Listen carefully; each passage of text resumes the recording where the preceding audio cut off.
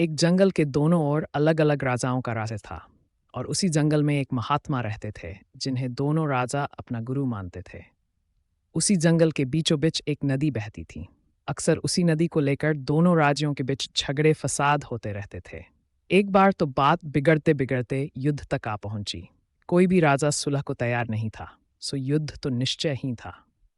दोनों राजाओं ने युद्ध से पहले महात्मा का आशीर्वाद लेने की सोची और पहुंच गए जंगल की उस कुटिया में जहां महात्मा रहते थे। पहले एक राजा आया और उसने महात्मा से युद्ध में विजय का आशीर्वाद मांगा।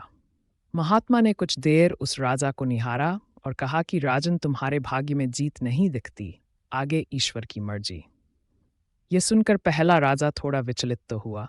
फिर उसने सोचा कि यदि हारना ही है तो पूरी ताकत से लड़ेंगे, परंतु यूं ही हार नहीं मानेंगे। और अगर हार भी गए तो हार को भी औरों के लिए उदाहरण बना देंगे, परंतु आसानी से हार नहीं मानेंगे। यह निश्चय कर वह वहां से चला गया। दूसरा राजा भी जीत का आशीर्वाद लेने महात्मा के पास आया, उनके पैर छुए और विजय श्री का आशीर्वाद मांगा। महात्मा ने उसे भी कुछ देर निहारा और कहा कि बेटा, भाग्य तो तुम्हारे साथ ही है।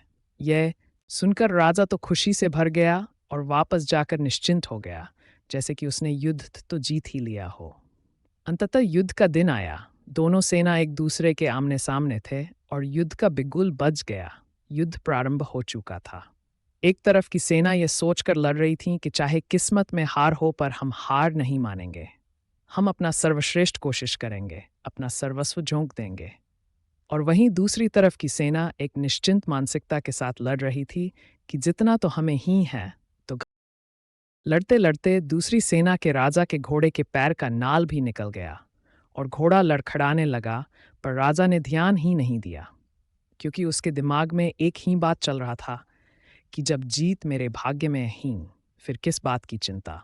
कुछ ही क्षण बाद दूसरे राजा का घोड़ा लड़खड़ा कर गिर गया, जिससे राजा भी जमीन पर गिर पड़ा और घायल हो गया और वह दुश्मनों के बीच गिर गया।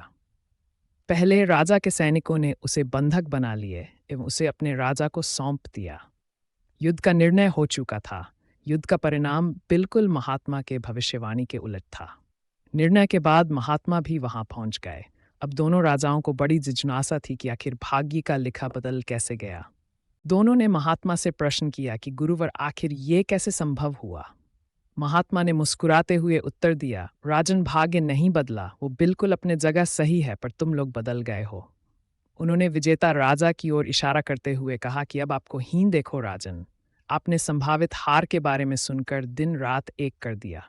सब कुछ भूलकर आप जबरदस्त तैयारी में जुट गए, ये सोचकर कि परिणाम चाहे जो भी हो, पर हार नहीं मानूंगा। खुद हर बात का ख्याल रखा, खुद ही हर रणनीति बनाई, जबकि पहले आपकी योजना सेनापति के भरोसे युद्ध लड़ने की थी। अब महात्मा ने पराजित राजा की ओर इशारा करते हुए कहा कि राजन, आपने तो युद्ध से पहले ही जीत का जश्न मानना शुरू कर दिया था।